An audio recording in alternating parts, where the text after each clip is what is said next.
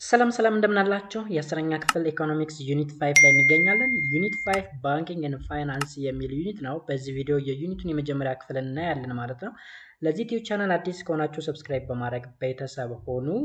አብራችሁ የቆዩ። መልካም ቆይታ። መልካም እንግዲህ የምናገኘው መጀመሪያ ላይ እንግዲህ which is about the introduction part for this unit የዚህ ዩኒት መግቢያ እናያለን ማለት ነው።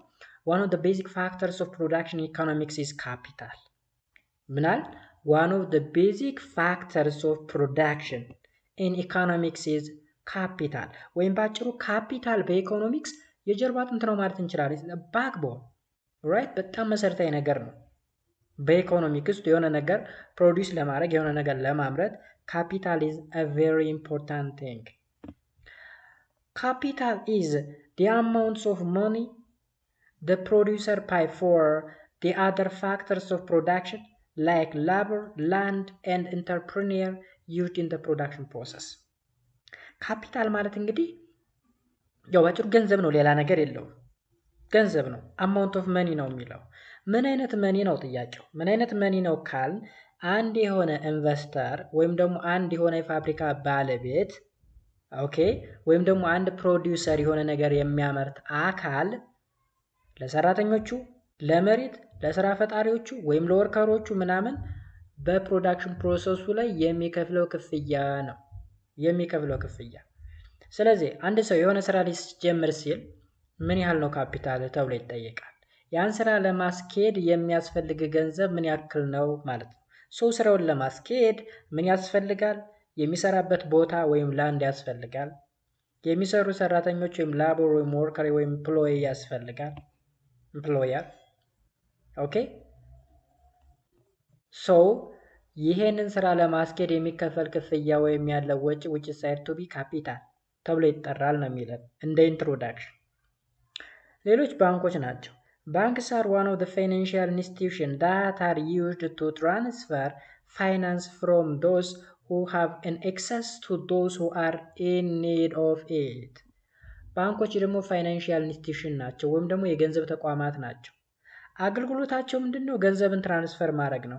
ከየት ነው ገንዘብን ትራንስፈር የሚያደርጉት ካልን ኤክሰስ ገንዘብ ካለው ወይም ደግሞ ከልክ በላይ ገንዘብ ካለው ሰው ወደ ሌለው ሰው ትራንስፈር ማድረግ።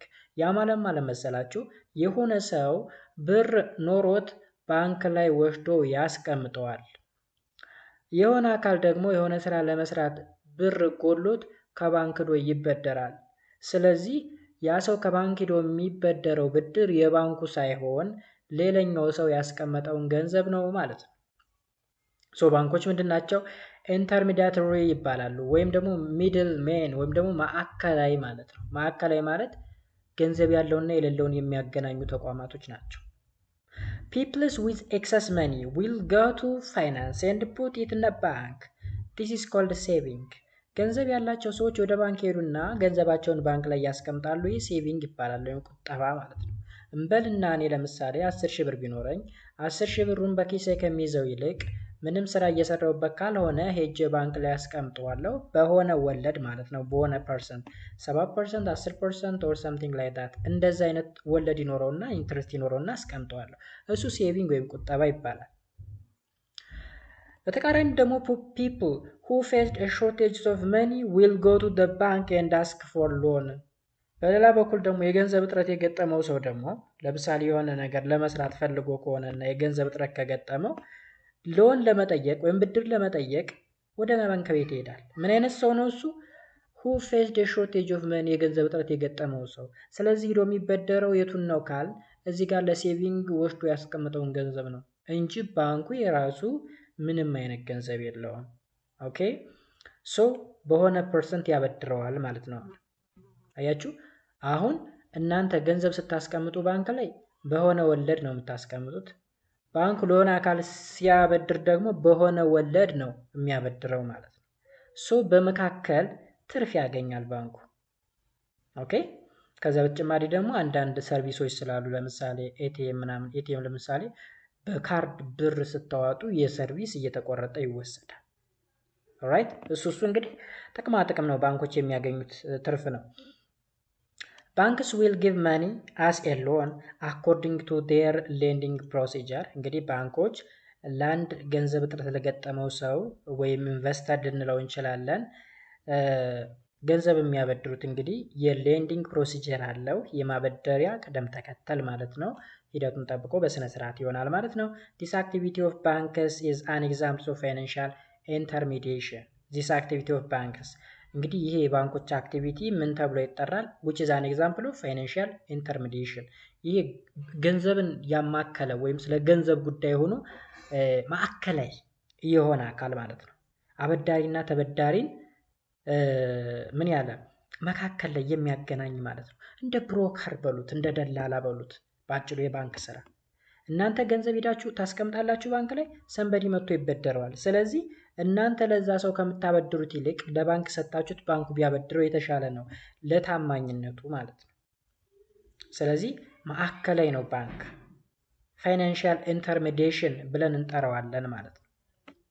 ሶ in this unit the issue that will be discussed concerning bank and other financial intermediaries are introductions to financial intermediaries, introduction to financial markets, financial institution, banking and non-banking financial institution, historical developments of banking sector in Ethiopia, electric banking or e-banking, indigenous financial institution in Ethiopia, Equb.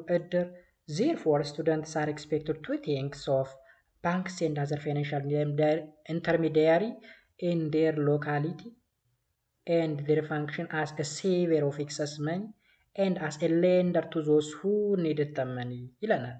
ባጭሩ እንግዲህ በዚህ ክፍል ውስጥ የምትዋቸው ቶፒኮች እዚህ ጋር ተዘርዝረዋል። እዚህ ያሰመርኩባቸው ነገሮች በዚህ ክፍል ውስጥ የምናያቸው ቶፒኮች ናቸው ይለናል። ከዛ እንግዲህ ተማሪዎች ባንኮችን እንደ ፋይናንሻል ኢንተርሚዲያተሪ አድርጎ በመቁጠር ሴቭ የሚያደርጉ ኤክሰስ መኒ ያላቸው ሰዎች ደግሞ ሴቨር፣ የገንዘብ እጥረት የገጠማቸው ደግሞ ሌንደር ወይም ተበዳሪ እንደሆኑ እንድትረዱ ነው ዋናው ሀሳብ ማለት ነው በዚህ ክፍል ውስጥ። ወይም ደግሞ ስለምን ሲወራ ስለ ባንኪንግ እና ፋይናንስ፣ ባጭሩ ስለ ገንዘብ ነው። ፋይናንስ ማለት ገንዘብ ነው። ገንዘብ የሚዘዋወሩበት ደግሞ ባንክ ይባላል። ባንክ ሂደቱ ባንኪንግ ብለን እንጠራዋለን ማለት ነው። ባንኪንግ ኦልራይት። ስለዚህ የዛሬው ቶፒክ ምንድነው? ኢንትሮዳክሽን ቱ ፋይናንሻል ኢንተርሚዲያሪስ። ኦኬ ኢንትሮዳክሽን ነው ጋይስ፣ መግቢያ ነው። ዲቴይሉ እንግዲህ 11 12 ምናምን ትማሩታላችሁ። ኢንትሮዳክሽን ቱ ፋይናንሻል ኢንተርሚዲያሪስ። ኢንተርሚዲያሪ ማለት ማዕከላዊ የሆነ ማለት ነው። በመካከል ሁለት አካላቶችን የሚያገናኝ። እነዚህ ሁለት አካላቶች እንግዲህ ሴቬር እና ሌንደር ናቸው፣ ወይም ደግሞ ቆጣቢና ተበዳሪ ማለት ነው። አንደኛው ለመቆጠብ ገንዘብ ባንክ ላይ ያስቀምጣል፣ ያን ገንዘብ ደግሞ የሆነ አካል ይበደረዋል። ስለዚህ ይህን ስራ የሚሰሩት ፋይናንሻል ኢንተርሚዲያሪዎች ናቸው፣ ወይም ኢንተርሚዲዬሽን። ኮንሰፕት ፋይናንስ አለ፣ ፋይናንሻል ኢንተርሚዲያሪ አለ፣ ሴቪንግ፣ ቦሮዊንግ፣ ባንክ፣ ማይክሮ ፋይናንስ ኢንስቲትዩሽን ምናምን የሚባሉ ነገሮች አሉ ማለት ነው። ኦልራይት ሶ ዋት ኢዝ ፋይናንሻል ኢንተርሚዲያሪ? ፋይናንሻል ኢንተርሚዲያሪ ምንድን ነው? ፋይናንሻል ኢንተርሚዲያሪ እንግዲህ እንደ ኢንትሮዳክሽን እንደነገርኳችሁ በሁለት ነገሮች መካከል ያለ፣ ስፔሻሊ ገንዘብ ነክ በሆነ ጉዳይ በመካከል ላይ ያለ። ኦኬ ላይክ ለምሳሌ እናንተ ገንዘብ አላችሁ እንበልና ለሆነ ሰው ሰጣችሁት፣ ያን ገንዘብ እንከያዝልኝ ብላችሁት፣ ያ ሰው ደግሞ ለሆነ ሰው ቢያበድረው ሰው ያዝልኝ ያላችሁት ሰው እንደ ኢንተርሚዲያሪ መሀል ላይ ሆነ ማለት ነው። በባንክም ስንመጣ እንግዲህ ገንዘብ አላችሁ እያችኋለሁ፣ 10,000 ብር ቢኖራችሁ ያን 10,000 ብር በሆነ ወለድ ባንክ ላይ ታስቀምጡላላችሁ። በ7% ሊሆን ይችላል ብዙ ጊዜ። ከዛ ደግሞ ሰንበሪ ደግሞ የሆነ ኮንስትራክሽን ሊኖረው ይችላል፣ ወይም ደግሞ የሆነ ኢንቨስትመንት ኑሮት የገንዘብ እጥረት ይገጥመውና ከባንክ ነው የሚበደረው። ባይዘወይ ባለሀብቶች ብዙ ጊዜ ከባንክ በመበደር ነው ስራቸውን የሚሰሩት። ስለዚህ ከባንክ ላይ ይበደራሉ። ሶ ባንኮች ኢንተርሚዲያሪስ ይባላሉ፣ ወይም ደግሞ ማዕከላዊ ወይም እንደ ደላላ እንደ ብሮከር ሆኖ አገለገሉ። ስለዚህ ፋይናንሻል ኢንተርሚዲያሪ is an entity that acts as a middleman between two parties in financial transaction. For instance, commercial banks of Ethiopia. ወይም እንደ ነጋዴ ብለን መቁጠር እንችላለን እኮ። ነጋዴ ማለት ለምሳሌ የሆነ እቃ ከሆነ ቦታ ይዞ ይመጣል። ከዛ ለሆነ ያስረክባል ማለት ነው፣ ለሌላ አካል፣ ለሚፈልገው አካል። ላይክ ለምሳሌ ሳሙና ከፕሮዲውሰሩ ላይ ተቀብሎ መጣ ነጋዴው፣ ከዛ ለኛ ይሰጠናል፣ ያከፋፍለናል ማለት ነው። ስለዚህ እሱ ማዕከላዊ ነው የሆነው። በመሀል ግን ምን እያገኘ ነው? ትርፍ እያገኘ ነው። ስለዚህ እነዚህ ፋይናንሻል ኢንተርሚዲያተር የሚባሉ ባንኮች ወይም ደግሞ ብድርና ቁጠባ ተቋማት የሚባሉት ገንዘብን ሴቭ ከሚያደርግ ሰው ይቀበሉና ለሚበደር ሰው ያበድራሉ ማለት ነው። ለምሳሌ እንግዲህ ኮመርሻል ባንክ ኦፍ ኢትዮጵያን ወስደናል። ፋይናንሻል ኢንተርሚዲያተሪ offer a number of benefits to the average consumer such as safety, liquidity, and economies of scale involved in banking and asset management። ከዛ በተጨማሪ እንግዲህ እነዚህ ፋይናንሻል ኢንተርሚዲያተር የሚባሉት ከትራንዛክሽን በተጨማሪ ወይም ደግሞ ገንዘብን ከአንዱ ተቀብሎ ወደ አንዱ ከመስጠት በተጨማሪ የተለያዩ ስራዎችን ወይም ቤኔፊቶችን ይሰጣሉ። ኦኬ፣ ለምሳሌ ሴፍቲ ማለት ገንዘባችሁን ባንክ ላይ ስታስቀምጡት ምንም ሀሳብ አይገባችሁም። በቃ ብዙ ሚሊየን ብር ቢቀመጥ ይጠፋብኛል፣ አውጥተው ይወስዱብኛል የሚባል ነገር የለም። ታማኒ ናቸው፣ ሴፍቲ ያለው ማለት ነው። ሌላው ሊኩዊዲቲ ነው። ሊኩዊዲቲ ማለት እንግዲህ ከምን ጋር ይገናኛል መሰላችሁ?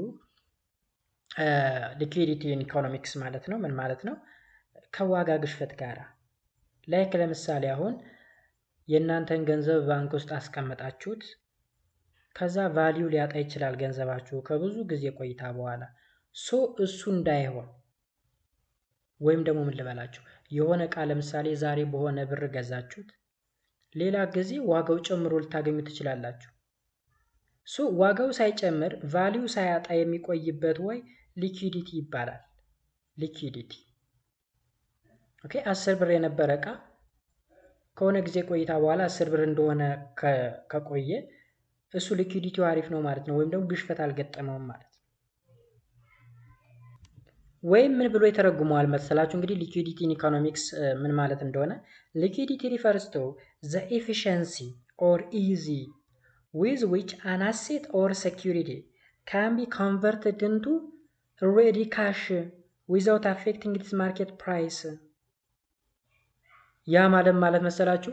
ለምሳሌ የሆነ እቃ ገዝታችሁ አስቀምጣችኋል። ያ የገዛችሁት እቃ ችግር ሳይደርስበት ወይም ደግሞ ምንም አፌክት ሳይደርስበት በማርኬት ፕራይሱ ወደ ካሽ ገንዘብ መቀየር የሚችልበት ወይ እሱ ሊኩዊዲቲ ብለን ነው የምንጠራው።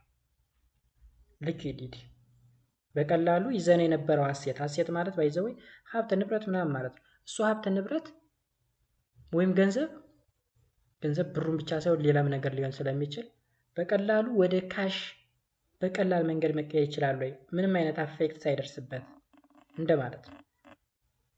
ከዛ በተጨማሪ ደግሞ ኤንድ ኢኮኖሚክስ ኦፍ ስኬል ኢንቮልቭድ ባንኪንግ ኤንድ አሴት ማኔጅመንት፣ ባንኪንግ አገልግሎቶችን አሴት ማኔጅመንቶችን ምናምን ሁላ ይሰጣል፣ አገልግሎት ይሰጣል። እነዚህ ፋይናንሻል ኢንተርሚዲያተሪ የሚባሉት። ኢን አዘር ወርድስ ፋይናንሻል ኢንተርሚዲያሪስ ሚዲየት ቢትዊን ዘ ፕሮቫይደር ዊዝ ኤክሰስ መኒ ኤንድ ዘ ዩዘር ዊዝ ሾርቴጅ ኦፍ መኒ ኦፍ ፋይናንሻል ካፒታል። አያችሁ፣ እነዚህ ፋይናንሻል ኢንተርሚዲያተሪ የምንላቸው ስፔሻሊ ባንኮች ማለት ነው ሜዲየተር ናቸው። መሀል ላይ የሆኑ ሁለት አካላትን የሚያገናኙ እነማንን? ፕሮቫይደሮችን። ፕሮቫይደር ማለት የሚሰጡ የሚለግሱ ወይም ኤክሰስ መኒ ያላቸው ለባንክ ገንዘብ የሚሰጡ ስላችሁ አስቀምጡልኝ ብለው የሚሰጡ ማለት ነው በሆነ ወለድ። እና ደግሞ ሌላኛው ዩዘር ገንዘቡን የሚጠቀሙ አለ። እናንተ ገንዘብ ባንክ ውስጥ አስቀምጣችሁ ባንኩ ዝም ብሎ ይዞ ቁጭ አይደለም የሚለው ጋይስ፣ ብራችሁን ለሌላ አካል ነው የሚያበድረው። በሆነ ወለድ ያበድረዋል። ለእነማን? ለዩዘሮች። ዩዘሮች እነማን ናቸው? ሾርቴጅ ኦፍ መኒ ያላቸው። እነዚህ ሾርቴጅ ኦፍ መኒ ያላቸው ሰዎች ደግሞ እነማን ናቸው? የሆነ ኢንቨስትመንት ላይ እየተሳተፉ ያሉት። ለምሳሌ ፋብሪካ ለመክፈት ሊሆን ይችላል።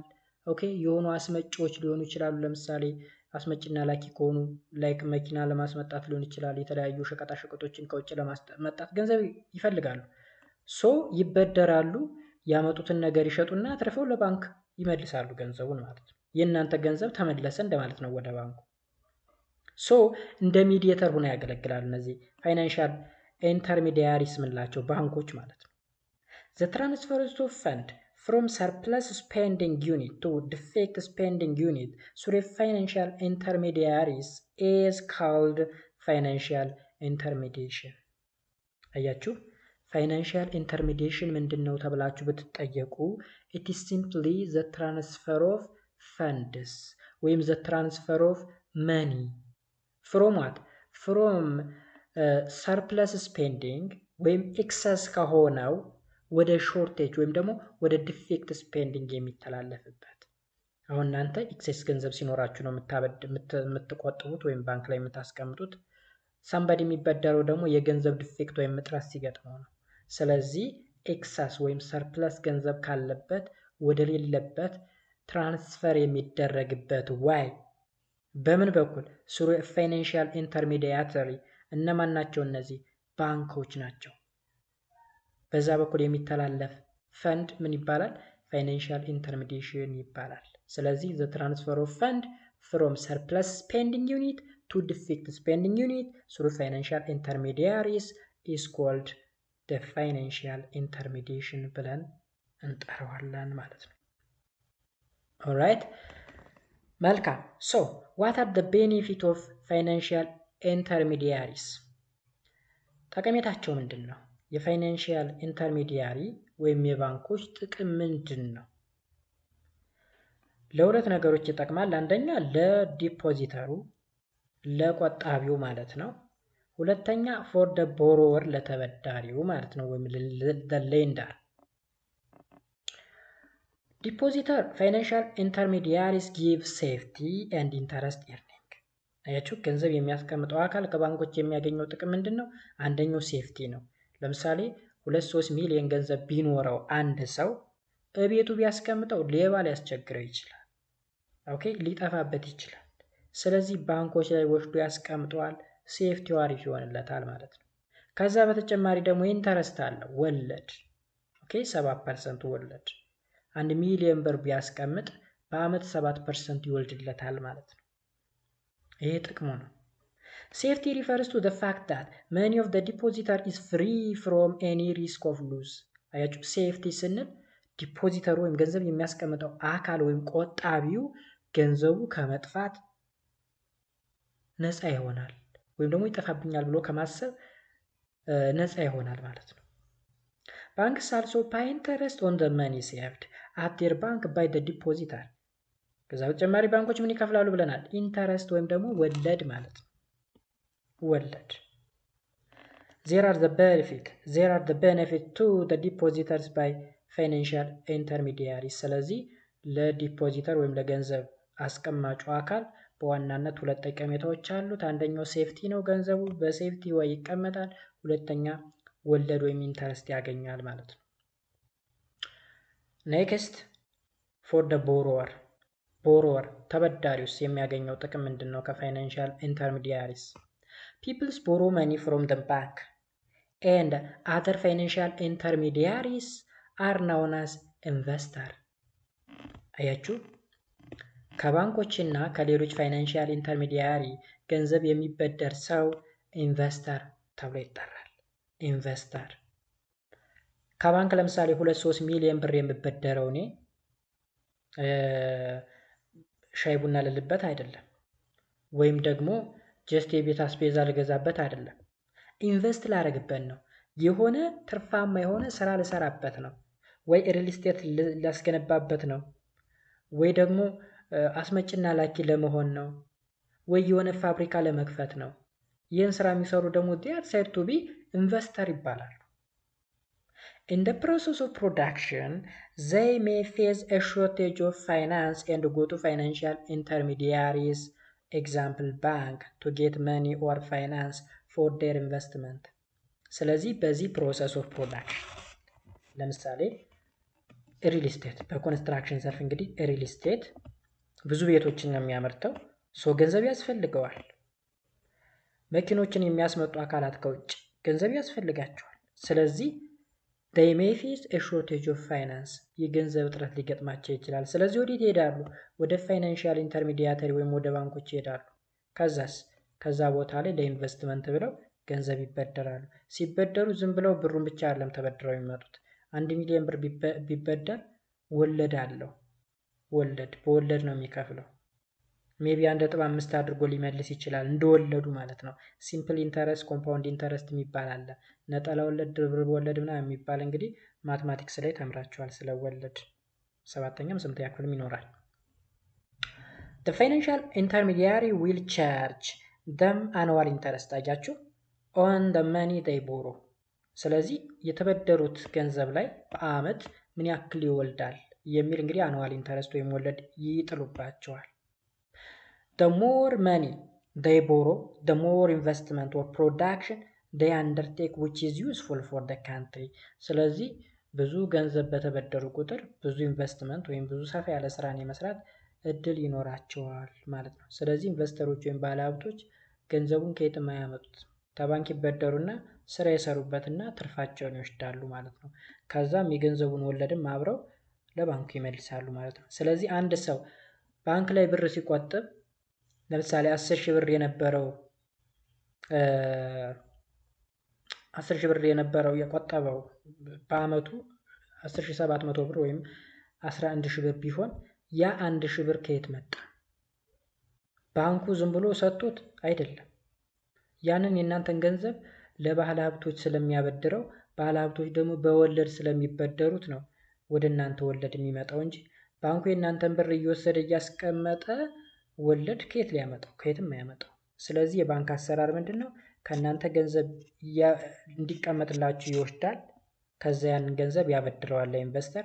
ኢንቨስተር ደግሞ በወለድ አማካኝነት ይመልሳል ያን ገንዘብ። ስለዚህ የእናንተም ገንዘብ በዛው ይወልዳል ማለት ነው። እሱ ነው ሂደቱ። Thus, finance or money is the economy is like the blood circulating in the body።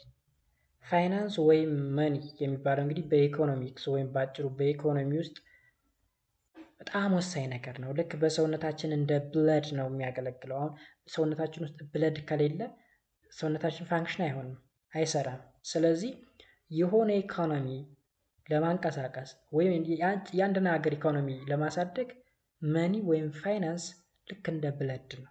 በሰውነታችን ውስጥ እንዳለ ብለድ ነው።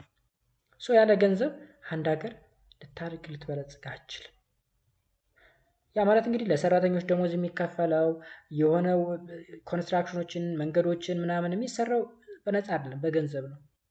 አንድ ሀገር አደገች የሚባል ደግሞ ጀስት ለምሳሌ ማህበረሰቡ የላይፍ ስታንዳርዱ የተሻለ ሲሆን፣ የተጣራ ውሃ ሲያገኝ፣ መብራት ሲያገኝ፣ ቴሌኮሙኒኬሽን ሲያገኝ፣ ትራንስፖርቴሽኑ አሪፍ ሲሆንለት፣ ጽዱ የሆነ ኤንቫይሮንመንት ሲፈጠር፣ ይህ እንዲህ ዝም ብሎ በታምር የሚፈጠር አይደለም፣ በገንዘብ ነው። ስለዚህ ገንዘብ ለኢኮኖሚ ልክ ለሰውነታችን ብለድ እንደሚያስፈልገው ያክል አስፈላጊ ነገር ነው። ኤኒ ኢኮኖሚ ኦር ካንትሪ cannot function well without money or finance, just as a body cannot function without blood circulating in it። ያለ ደም ሰውነታችን ስራ መስራት እንደማይችል ሁሉ የአንድ ሀገር ኢኮኖሚም ያለ ፋይናንስ ወይም ደግሞ ያለ ገንዘብ መንቀሳቀስ ዘበት ነው፣ አይታሰብም። we use it to buy our day-to-day need and demand, which is equal to willingness plus ability, where ability is the money or finance we have። ስለዚህ ገንዘብ የቀን ተቀን ፍላጎታችንን ለማሟላት ለመግዛት አስፈላጊ ነገር ነው። ዲማንድ አለን፣ ፍላጎት አለን። ፍላጎታችን ደግሞ ዊሊንግነስ እና አቢሊቲ ነው። ያ ማለት ዊሊንግ ማለት የሆነን ነገር የመግዛት ፍላጎት። ፍላጎታችን ብቻ ግን በቂ አይደለም፣ ኤቢሊቲም ያስፈልጋል። ላይክ ለምሳሌ እንጀራ መግዛት ብንፈልግ መግዛታችን እንግዲህ ዲማንድ ነው፣ ፍላጎት ይኖረናል። ፍላጎት ስላለን ብቻ ዲማንዳችን እናሟላለን ማለት አይደለም። ኤቢሊቲ መኖር አለበት፣ ገንዘቡ ሊኖረን ይገባል ማለት ነው። ስለዚህ ኤቢሊቲው ምንድነው? ገንዘብ ነው። የመግዛት አቅም አለን ወይ ነው። ኦራይት። ስለዚህ በዚህ ወይ ትረዳላችሁ ማለት ነው። ሌላኛው ሁለተኛው ቶፒካችን ደግሞ ምንድነው? በዚህ ክፍል ውስጥ የምናየው ኢንትሮዳክሽን ቱ ፋይናንሺያል ማርኬት ነው። ኦኬ፣ ፋይናንሺያል ማርኬት ይባላል። የፋይናንስ ገበያ ወይም ደግሞ ምንድነው የሚባለው? የመዝገብ መዋለ ነዋይ ይለዋል። የመዝገብ መዋለ ነዋይ ምን ማለት ነው? ይህ ሀሳብ ትንሽ ወሰብሰብ ስለሚል ትኩረት አድርጋችሁ ተከታተሉ። ሶኪ ኮንሰፕቶች ማርኬት ፋይናንስ፣ መኒ ማርኬት፣ ካፒታል ማርኬት፣ ኢንቨስትመንት የሚባሉ ነገሮች አሉ። ስለዚህ ፋይናንሽያል ማርኬት በሁለት ይከፈላል፣ መኒ ማርኬት እና ካፒታል ማርኬት ተብሎ ማለት ነው። ቢፎር ዳት ግን ፋይናንሽያል ማርኬት ምን ማለት እንደሆነ ዲፋይን እናድርግ። ፋይናንሽያል ማርኬትስ አር ማርኬትስ that provide a channel for allocating of saving to investment። ፋይናንሽያል ማርኬቶች ምንድን ናቸው?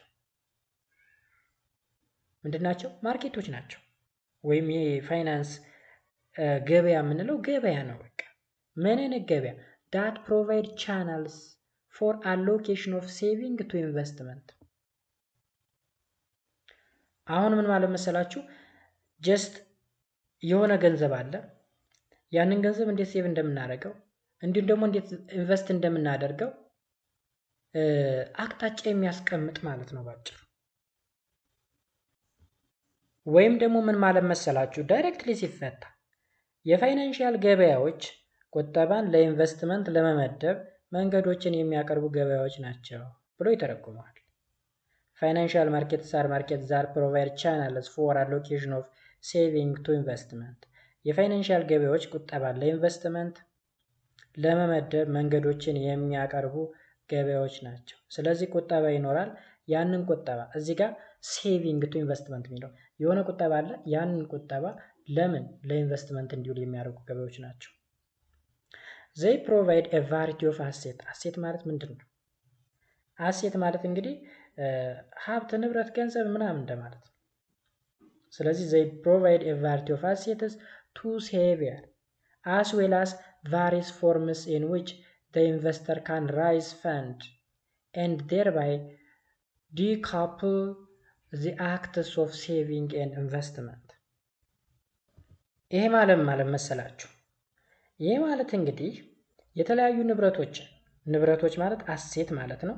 ቫሪቲ ኦፍ አሴትስ የምንለው ማለት ነው። እንግዲህ ቫሪቲ ኦፍ አሴትስ ማለት እንግዲህ የተለያዩ ንብረቶች ማለት ነው። ለቆጣቢዎች እንዲሁም ለባለ ሀብቶቹ ወይም ለኢንቨስተሮቹ ማለት ነው ገንዘብ የሚሰበስቡበት ማለት ራይዚንግ ፈንድ ገንዘብ መሰብሰብ ይባላል። የሚሰበስቡበትና የቁጠባና የኢንቨስትመንት ተግባራትን የሚያሟሉ የተለያዩ ቅጾችን ይሰጣሉ። እነማን? ፋይናንሽያል ማርኬቶች። አሁን ይህ ሀሳብ እንዲገባችሁ አንድ ምሳሌ ቀድሜ ልንገራችሁ ፋይናንሽያል ማርኬት ምን ማለት እንደሆነ። ላይክ ለምሳሌ ቦንድ ታውቃላችሁ? ቦንድ ማለት የሆነ ለረጅም ጊዜ የሆነ ሰፋ ያለ ኢንቨስትመንት ተጀምሮ ወይም ፕሮጀክት ተጀምሮ በህዝብ ሊሆን ይችላል ወይም በሆነ አካል ሊገነባ ተፈልጎ ቦንድ ይዘጋጃል። ገንዘብ ታዋጣላችሁ ማለት ነው። ለምሳሌ 2000 ብር ቦንድ ብትገዙ ቦንድ መግዛታችሁን የሚጠቁም የሆነ ቅጽ ይሰጣችኋል ማለት ነው። ፔፐር ነገር ይሰጣችኋል። ያ ፔፐር ለምሳሌ 2000 ብር አውጥታችኋል ከተባለ 2000 ብር ያክል ይዟል ማለት ነው። ያ ፔፐር ቅጽ እሱ ነው። ወይም ደግሞ ያ ፔፐር 2000 ባይዘው 2000 ብቻ አይደለም ይወልዳል። የሰጣችሁት በቦንድ ፎርም የሰጣችሁት ገንዘብ ይወልዳል እንጂ የዛሬ 10 ዓመት የሰጣችሁት 2000 ብር እኮ አሁን ላይ ምንም ቫልዩ የለውም። ኦኬ፣ ያኔ ውድ ነበር። አሁን ላይ 2000 ብር ዋጋ እያጣ ስለሆነ ማለት ነው። The savior investors are constrained not by their individual ability but by the economy ability to invest and save respectively። ምን ማለት ነው? ቆጣቢዎችና ባለሀብቶቹ ኦኬ ምንድነው የሚለው? The savior and investor are constrained not only by their individual ability። ቆጣቢዎቹና ባለሀብቶቹ የተገደቡት በግለሰብ ችሎታ አይደለም፣ ነገር ግን በምንድን ነው አለ? but by the economy ability፣ በኢኮኖሚ ኤቢሊቲ ነው። ያ ማለት በፋይናንስ ኤቢሊቲ ያን ነገር የማድረግ አቅም አለው የለውም፣ ገንዘቡ በቂ ነው አይደለም በሚለው ማለት ነው። ኦኬ እዚህ ጋር ኢንቨስት ኤንድ ሴቭ ሪስፔክቲቭሊ የሚለው ኢንቨስት ለኢንቨስተሮች ነው፣ ሴቭ ለሴቬሮች ነው። the financial market thus contribute to the economy development to the extent that the latter depends on the rates of saving and investment። ባጭሩ እዚህ ጋር እንግዲህ ይሄ ፕሮሰስ በሚካሄድበት ጊዜ ወይም የፋይናንሻል ማርኬት በሚካሄድበት ጊዜ ኢኮኖሚክ ዴቨሎፕመንት ይመጣል ነው። ሴቬሮች አሉ፣ ኢንቨስተሮች አሉ። ሶ በሁለቱ መካከል ኢንተራክሽን ይኖራል። ሶ የሁለቱ ኢንተራክሽን በዛም በሉት በዛ ኢኮኖሚክ ዴቨሎፕመንትን ያመጣል ማለት ነው። ኦልራይት ኢኮኖሚክ ዴቨሎፕመንትን ያመጣል። ያ ማለት ማለት መሰላችሁ ቅድም ላይ እንደነገርኳችሁ ለምሳሌ የሆነ አካል ባንክ ላይ ገንዘብ ያስቀምጣል፣ የሆነ አካል ደግሞ ይበደረዋል። ተበድሮ ኢንቨስት ነው የሚያደርገው። ኢንቨስት በሚያደርግበት ጊዜ ምኖች ይሰራሉ? መንገዶች ይሰራሉ፣ ሪል ስቴቶች ይሰራሉ፣ ከውጭ መኪኖች ምናምን ይመጣሉ አይደለ? ይሄ የአንድ ሀገር እድገት እኮ ነው። በዛም በሉት በዛ it is a sign of economic development of a certain country። ሌላው the financial markets have two major component፣ ሁለት ዋና ዋና ኮምፖነንቶች አሉት። ማን? ፋይናንሺያል ማርኬት። ስለዚህ መኒ ማርኬት እና ካፒታል ማርኬት ተብሎ በሁለት ይከፈላል። እዚህ ጋር ልብ በሉ። you have to identify the difference between መኒ ማርኬት እና ካፒታል ማርኬት። ካፒታል ማርኬት እና መኒ ማርኬት መለየት መቻል አለባችሁ። የገንዘብ ገበያ የሚባለው እና የካፒታል ገበያ ወይም ደግሞ የመዋለ ንዋይ ገበያ ያ እንደዛ ይለዋል ካፒታል ማርኬት። ስለዚህ ካፒታል እና መኒን ቤዚክ ዲፈረንሱን መለየት ይኖርባቸዋል። የመጀመሪያው መኒ ማርኬት ነው። መኒ ማርኬት አኮርዲንግ ቱ ዳሪክ ኤንድ ፋዎዚ 2010 መኒ ማርኬት ኢዝ ዘ ሴክተር ኦፍ ፋይናንሻል ማርኬት that include financial instruments with a maturity dates of 1 year or less at the time of insurance። መኒ ማርኬት ኢንስትሩመንት ኢንክሉድ ብሎ እዚህ ጋር አስቀምጧቸዋል። ልብ በሉ እዚህ ጋር ማቹሪቲ የሚል አዲስ ቃል አለ፣ ማቹሪቲ። ስለዚህ እንደ ዳሪክ እና ፋቮዚ ገለጻ ከሆነ መኒ ማርኬት የምንለው ምን ማለት ነው? ፋይናንሻል ማርኬቱ ነው። ፋይናንሻል ማርኬት እንግዲህ ዲፋይን አድርገናል እዚህ ጋር አይደለ? ዲፋይን አድርገናል ፋይናንሻል ማርኬት ምን እንደሆነ። ለሴቬሮች እና ለኢንቨስትመንቶች ምን የሚል መንገድን የሚከፍት ምናምን ነገር ብለናል አይደለ? ዲፋይን ስናደርገው ወይም ደግሞ ምንድን ነው ያልነው? ፋይናንሻል ገበያ ቁጠባን ለኢንቨስትመንት ለመመደብ መንገዶችን የሚያቀርቡ ገበያዎች ናቸው ብለናል። ምንን?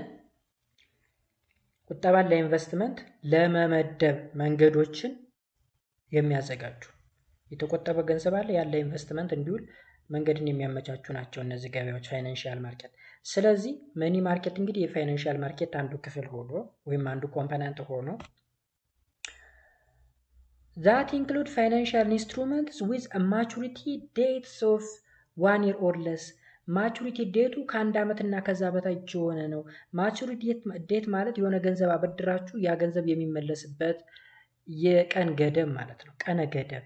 ስለዚህ በአንድ ዓመት እና ከዛ በታች በሆነ ሜቢ እንግዲህ ለሳምንት ሊሆን ይችላል፣ ለሁለት ሳምንት፣ ለወር፣ ለሶስት ወር፣ ለስድስት ወር ብቻ ዓመት እና ከዛ በታች መሆን መቻል አለበት። ስለዚህ መኒ ማርኬት ከተባለ ፋይናንሻል ማርኬት ሆኖ ግን ምን የሆነ ማቹሪቲ ዴቱ ለዛን 1 year መሆን መቻል አለበት። ለዛን 1 year ማቹሪቲ ዴት ምንድን ነው? ያበደራችሁ ገንዘብ የሚመለስበት። ኦኬ ለምሳሌ አሁን የሆነ ቦንድ ገዛችሁን በል የሆነ ነገር አባይ ግድብ አለ ለምሳሌ ሜቢ አባይ ግድብ እንግዲህ ለረጅም ዓመት ስለሆነ እዚህ እንትን ውስጥ አይገባም፣ እዚህ ምሳሌ ውስጥ አይገባም። ግን እንደ ምሳሌ ብነግራችሁ ቦንድ ገዛችሁና ያ የሰጣችሁት ቦንድ በ6 ወር በ7 ወር የሚመለስ ከሆነ ዛት ኢዝ መኒ ማርኬት ተብሎ ይጠራል። ቢኮዝ ለዛን 1 year ስለሆነ። ኤኒዌይስ እዚህ ጋር ምሳሌዎች አሉ። ለምሳሌ ትሬዠር ቢል የሚባል አለ፣ ኮመርሻል ፔፐር የሚባል አለ፣ ኔጎሽየብል ሰርቲፊኬትስ ኦፍ ዲፖዚት የሚል አለ፣ ሪፐርቼዝ አግሪመንት እና ባንከር አክሴፕታንስ የሚባሉ አሉ። ከነዚህ መካከል እንግዲህ የተወሰኑ ተጠቅሰዋል፣ ቢያንስ ሶስቱ ማለት ነው። ሶስቱ ትሬዠር ቢል ምን ማለት ነው? ትሬዠር ቢል ብዙ ጊዜ አሜሪካን ሀገር ላይ ነው ያለው። አር ፋይናንሻል ኢንስትሩመንትስ ኢሹድ ባይ ዘ ገቨርንመንት ዊዝ አ ማቹሪቲ ዴትስ ኦፍ 3 weeks 1 month 3 months ኦር 6 months። ፋይናንሻል ኢንስትሩመንት ነው ይሄ ትሬዠር ቢል የሚባለው። የሚዘጋጀው በመንግስት ነው። ማቹሪቲ ዴት ወይም ገንዘቡ የሚመለስበት ጊዜ ቀነ ገደቡ ለ3 ሳምንት ሊሆን ይችላል፣ ለ1 ወር ሊሆን ይችላል፣ ወይም ለ3 ወር ለ6 ወር ሊሆን ይችላል። ኦልራይት ትሬዠር ቢል የሚባለው ማለት ነው። እንግዲህ መንግስት የሆነ ፈንድ ራይዝ ለማድረግ ሲፈልግ የሚያዘጋጀው ነው ትሬዠር ቢል የሚባለው። the holder of T-bill ማለት treasury bill realize a return by buying the security for less than the maturity value and then receive the maturity value at maturity ምን ማለት መሰላችሁ? ቀለል ባለ ቋንቋ ልንገራችሁ። መንግስት ለምሳሌ የሆነ ፕሮጀክት መስራት ፈለገና ትሬዠር ቢል አዘጋጀ ወይም ደግሞ የሆነ ፔፐር የሚሸጥ ፔፐር አዘጋጀ እንበል። ላይክ $1000 ወይም ደግሞ $1000 ብር እንበለው በእኛ $1000 ብሩን ፔፐር በስንት ይሸጧል? በ980 ይሸጧል ለግለሰቦቹ ማለት ነው። በ980 ስንት ብር ቀንሶ? 20 ብር ቀንሶ። ለምን ያክል ቆይታ? እዚህ ጋር በተጠቀሱት ለ3 ወር ሊሆን ይችላል፣ ለ3 ሳምንት፣ ለ1 ወር፣ ለ6 ወር እንበልና ለምሳሌ ለ1 ወር የሚቆይ ብለን እናስቀምጥ። ለ1 ወር በ1 ወር ውስጥ የሚመለስ ብሎ 980 ብር ሸጠላችሁና ከ1 ወር በኋላ በ1000 ብር ይገዛችኋል መልሶ ያን ፔፐር ማለት ነው። ሶ እናንተ ምን አተረፋችሁ? 20 ብር አተረፋችሁ ማለት ነው። ዶላርም ተሆነ $20 አተረፋችሁ። ያ የእናንተ ኢንተረስት ነው ወይም ደግሞ የእናንተ ወለድ ነው ማለት ነው። ሶ እሱ ትሬዠር ቢል ይባላል። ከዋጋው የተወሰነ ፐርሰንት ቀንሶ ይሸጥና መልሶ ጉዳዩን ከጨረሰ በኋላ ገንዘቡን ተጠቅሞ የሚፈልገውን ነገር ካሳካ በኋላ ያንን ገንዘብ ሲመልስላችሁ በዋናው ዋጋ ነው። ሐሳቤ ገብቷችኋል? $1000 የነበረን ዕቃ በ980 ሸጠላችሁና ለአንድ ወር ያክል ገንዘባችሁን ከተጠቀመበት በኋላ ስራውን ሲጨርስ የገዛችሁትን ፔፐር ወይም ቢል በዋናው ዋጋ ይገዛችኋል። እናንተ ስንት ታተርፋላችሁ? 20 ታተርፋላችሁ ማለት ነው። እንግዲህ 950 ከሆነ ልክ እንደዛው በ900ም እንግዲህ እንደ ሁኔታው ማለት ነው። ይሄ ትሬዠሪ ቢል ይባላል። ሌላው ኮመርሻል ፔፐር ነው። ኮመርሻል ፔፐር are promissory notes written promises to pay issued by a large credit-worthy corporations or municipality having an original maturity that ranges from 1 day to 270 days. Commercial paper may be either interest-bearing or sold on a discount base ይለናል። ይህ ኮመርሻል ፔፐር የሚባለው ከትሬዠር ቢል አይለይም። የሚለየው በምንድን ነው? በርዝማኔው ነው።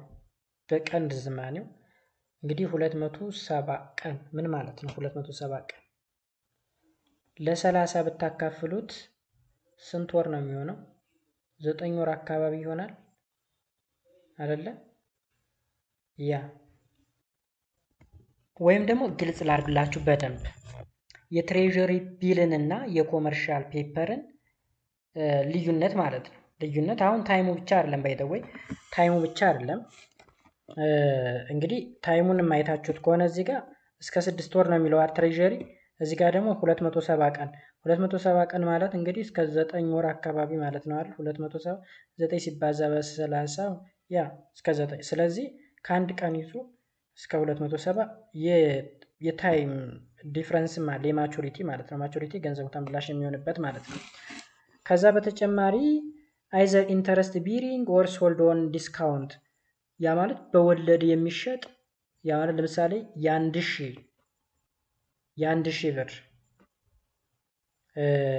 የ1000 ብር ዋጋን በ980 ቅድም እንደመሸጥ ያ ማለት ዲስካውንት ተደርጎ መሸጥ ወይም ደግሞ 1000 ብር ራሱን ሽጦላችሁ የሆነ 20% ወይም ሰምቲንግ ወለድ የሚጨምርበት ወይ ሊፈጠር ይችላል። ኤኒዌይስ ዋናውን ዲፈረንስ ስነግራችሁ እንግዲህ ኢሹር አለ።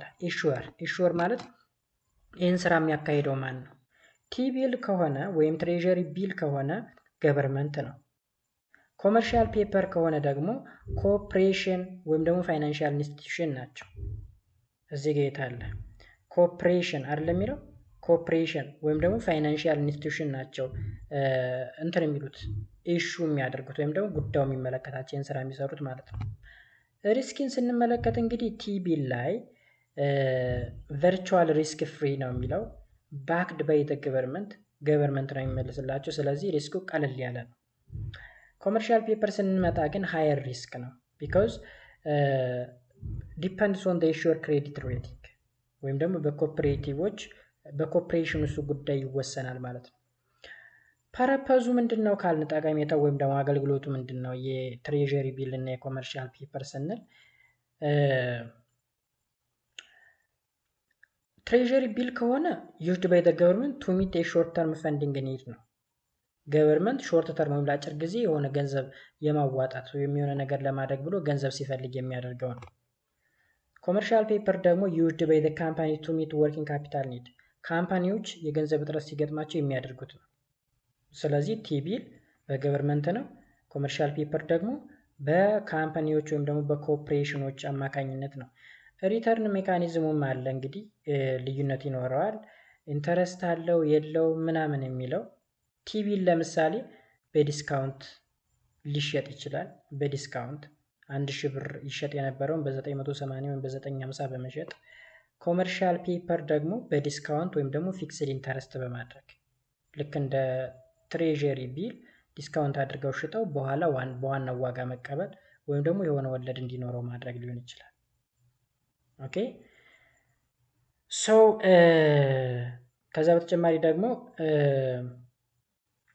ማቹሪቲ ፔሪድ አለው። ማቹሪቲ ፔሪድ እዚህ ጋር አስቀምጠናል።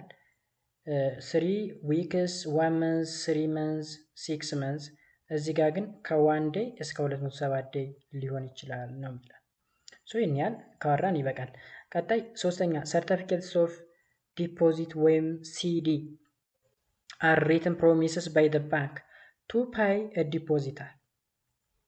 They are issued by a large commercial bank with original maturity between 1 month and 1 year.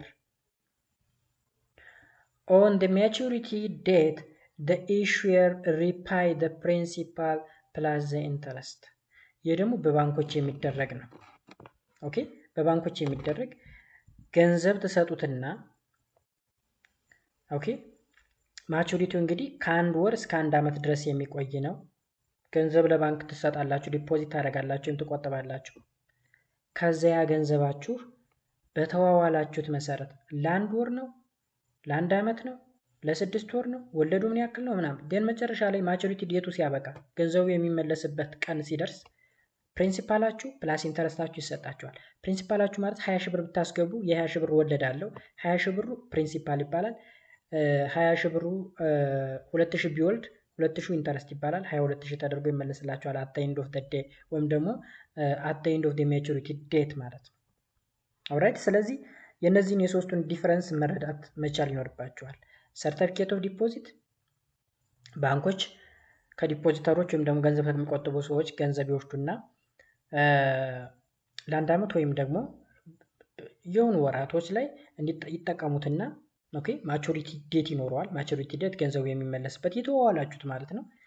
ከዛ መጨረሻ ላይ ማቹሪቲ ዴቱ ሲደርስ ያስገባችሁት ገንዘብ ከነወለዱ ይመለስላችኋል። እሱ ሰርቲፊኬት ኦፍ ዲፖዚት። እነዚህ በሙሉ ምንድናቸው? መኒ ማርኬት ተብለው ይጠራሉ። ለሾርት ተርም ኬዝ የሚያገለግሉ ፋይናንሺያል ማርኬቶች ናቸው ማለት ነው። ቢ ላይ ስንመጣ ደግሞ ካፒታል ማርኬት ነው። ካፒታል ማርኬት ከመኒ ማርኬት የሚለየው ዋናው ነገር ምንድነው ካል እንግዲህ ማቹሪቲ ፔሪዱ ነው። ማቹሪቲ ፔሪዱ ረጅም ነው ጋይስ፣ እዚህ ጋር ረጅም ነው። ለረጅም ጊዜ የሚቆይ ከሆነ ነው። the sectors of the financial market where a long term financial instruments are issued by the corporations and government በመንግስት ወይም ደግሞ በተለያዩ ካምፓኒዎች ለረጅም ጊዜ የሚቆይ የብድር አገልግሎት ምናምን ሊሆን ይችላል። በቃ ባጭሩ ማለት ነው። የብድር አገልግሎት ሊሆን ይችላል፣ ሌላም ሊሆን ይችላል። ሌላ ፋይናንሺያል አክቲቪቲዎች ሊሆኑ ይችላሉ። ግን ረጅም ሎንግ ተርም መሆን መቻል አለበት። መኒ ማርኬት ከሆነ ግን ምንድነው ብለናል? ለሾርት ፔሪድ ኦፍ ታይም። ሾርት ፔሪድ ኦፍ ታይም ስንል እንግዲህ ለ1 ዓመት ወይም ከዛ በታች ማለት ነው። they have an original maturity greater than a year and perpetual security those with no maturity. there are two types of capital market security. እዚህ ጋር እንግዲህ ካፒታል ማርኬት የምንለው ለረጅም ጊዜ የሚቆይ በመንግስት ወይም በካምፓኒዎቹ ወይም በኮርፖሬሽኑ የሚካሄድ የፋይናንሻል ማርኬት አይነት ነው ብለናል። እንግዲህ ማቹሪቲው ከ1 ዓመት በላይ ነው። 1 ዓመት ሊሆን ይችላል፣ 3 ዓመት፣ 10 ዓመት፣ 20 ዓመት ምናምን ሊሆን ይችላል። ኢቭን ማቹሪቲም ላይኖረው ይችላል። በዛ ጊዜ ምን ተብሎ ይጠራል? ፐርፔቹዋል ሴኩሪቲ ተብሎ ይጠራል፣ ወይም ፐርፔቹዋል ማቹሪቲ። ያ ማለት ምንም አይነት ገንዘብ ተመላሽ የማይሆንበት ማለት ነው። የሆነ ገንዘብ ሰጣችሁ በየተርሙ ወለዳችሁን ብቻ ልታገኙ ትችላላችሁ። ፕሪንሲፓሉን ግን የማትቀበሉበት ሂደት ሊፈጠር ይችላል። ኢቭን እስከ 80 ዓመት እና ከዛ በላይ የሚል ነገር አይቻልም። ሁለት አይነት ናቸው እንግዲህ ኢኩዊቲ ኤንድ ዴቢት ኦብሊጌሽን የሚባሉት። የመጀመሪያው ኢኩዊቲ ነው። ኢኩዊቲ ኢዝ ኤ ካፒታል ማርኬት ፋይናንሻል ኢንስትሩመንት ዊች ኢንክሉድስ አ ኮመን ስቶክ ኤንድ ፕሪፈርድ ስቶክ። ሁለት ነገሮችን የያዘ ነው ኢኩዊቲ የሚባለው፣ ኮመን ስቶክ እና ፕሪፈር ስቶክ። ስቶክ ምንድን ነው? አክሲዮን ማለት ነው። አክሲዮን ምን ማለት መሰላችሁ? ኮመን ስቶክ ስንል እንግዲህ የጋራ አክሲዮኖች ማለት ነው። ፕሪፈርድ ስቶክ ስንል ደግሞ ተመራጭ አክሲዮን ይለዋል። ኮመን ስቶክስ ሪፕሬዘንት ኦውነርሺፕስ ኦፍ ፐርፔቹዋል ኮርፖሬሽን ኤንድ ሂንስ ኮመን ስቶክ ኢዝ ፐርፔቹዋል ሴኩሪቲ። ፐርፔቹዋል ሴኩሪቲ ማለት ምን ማለት ነው ብለናል? እዚህ ጋር እንዳየነው ማቹሪቲ የሌለው ማለት ነው። ማቹሪቲ የሌለው ወይም ደግሞ ገንዘቡ የሚመለስበት ዴት የሌለው ማለት ነው። ፕሪፈርድ ስቶክስ አልሶ ሪፕሬዘንት ኦውነርሺፕ ኢንተረስት ኤን ፐርፔቹዋል ኮርፖሬሽን በት ካን አይዘር ሃቭ ሪደምፕሽን ማቹሪቲ ዴት ኦር ባይ ፐርፔቹዋል። ፕሪፈርድ ከሆነ ግን ሁለት ነገር ነው። አንደኛ ሪደምፕሽን ወይም ደግሞ ማቹሪቲ ሊኖር ይችላል፣ ገንዘቡ የሚመለስበት ባሉትን ምሳሌዎች እናያመጣለን። አፕል ለምሳሌ አፕል የሚባለው ካምፓኒ፣ ቴስላ የሚባለው፣ አማዞን የሚባለው። ፕሪፈርድ የምንለው ደግሞ ባንክ ኦፍ አሜሪካ የሚባል አለ፣ ፎርድ ሞተርስ የሚባል አለ፣ ፐብሊክ ሾርቴጅ ፕሪፈርድ ሲዌስ የሚሉ ኤግዛምፕሎች አሉ። ግን ካልኩሌሽን ካለ ልሞክር። ኦኬ፣ ቅድም በቃሌ ስነግራችሁ የነበረው ኮመን ስቶክን እና ፕሪፈርድ ስቶክን በአንድ ላይ አድርጎ ነበር። እዚህ ጋር ግን ኮመንን ለብቻው ፕሪፈርድን ለብቻው አድርጎ ካልኩሌሽን ይዞ መጣ። ለምሳሌ ኮመን ላይ ሌት ኤክስ ዋይ ዜድ የተባለ ኮርፖሬሽን 100 ሻሮች ቢኖሩት እና ኮመን ስቶክ አት $50 ፐር ሼር ቢሆን አንዱ ሼር 50 ቢሆን፣ ስለዚህ 100ን በ50 እናበዛዋለን 5000 ይሆናል አጠቃላይ ፐርቻስ ፕራይሱ ማለት ነው። አፍተር 1 year ከአንድ ዓመት በኋላ the stock price increase to 65 ወደ 65 ቢያድግ ከ50 ማለት ነው and you receive $1 dividend per share አንድ ዲቫይደንድ በሼር ብታገኙ ይላል። ስለዚህ ካልኩሌሽኑ ሪተርን ካልኩሌሽኑ ምን ይሆናል ካል ካፒታል ጌን ማለት 65 ሲቀነስ 50 ከ65 ሲቀነስ 50 ሲባዛ በመቶ በእያንዳንዱ ሼር 1500 ተገኘ ማለት ነው ካፒታል ጌን። ዲቫይደንድ ኢንካም ደግሞ አንድ ዲቫይደንድ ፐር ሼር ታገኛላችሁ ተብሏል አይደለ? ስለዚህ ከመቶ ስንት ይገኛል? አንድ ሲባዛ በመቶ 100 ይገኛል ማለት ነው። ቶታል ሪተርን ማለት ደግሞ 1500 ሲደመር 100 1600። ሶ ሪተርን ኦር ኢንቨስትመንት which is equals to 1600 ሲካፈል ለ5000 1600 ማለት አጠቃላይ ቶታል ሪተርኑ ሲካፈል ለ5000 ማለት ደግሞ መጀመሪያ ላይ የነበረው አጠቃላይ ፐርቻዝ ፕራይሱ ሲባዛ በመቶ 32% ይሆናል ማለት ነው ሪተርን ኦር ኢንቨስትመንት። ሜቢ ይሄ ካልኩሌሽን ለእናንተ ላይሆን ይችላል ጋይስ፣ እንድትረዱት በማሰብ ነው ይሄን ነገር እያደረኩ ያለሁት። ከእናንተ ግሬድ ሌቭል ውጭ የሆነ ነገር ነው እያስተማርኳቸው ያሉት አይ ቲንክ። ኤኒዌይስ ሀሳቡን ተረዱልኝ ብቻ። ሌላኛው ዴቢት ኦብሊጌሽን ነው። ዴቢት ኦብሊጌሽን is a capital market financial instrument whereby the borrower promise to repay the maturity value at the specific periods of time beyond 1 year. This includes bank loan and debit security. ይህ ዴቢት ኦብሊጌሽን የሚባለው ደግሞ ምን አለው ማለት ነው? ማቹሪቲ ፒሪየድ አለው። በዛ ማቹሪቲ ፒሪየድ ቦሮወር ወይም ተበዳሪው እንዲከፍል ወይም እንዲመልስ ይገደዳል ማለት ነው። ታይሙ ግን ከአንድ ዓመት በላይ ነው። ቢኮዝ እያወራን ያለ ነው ስለማን ነው? ስለ ካፒታል ማርኬት ነው። ካፒታል ማርኬት ደግሞ ሎንግ ተርም ስለሆነ ከአንድ ዓመት በላይ ቆይታ ሊኖረው ይችላል። ይህም በውስጡ ባንክ ሎን እና ዴቢት ሴኪሪቲን ይዟል። ባንክ ሎን የምንለው ምንድን ነው? ዋን ፎርምስ ኦፍ ሰች ባንክ ሎን ኢዝ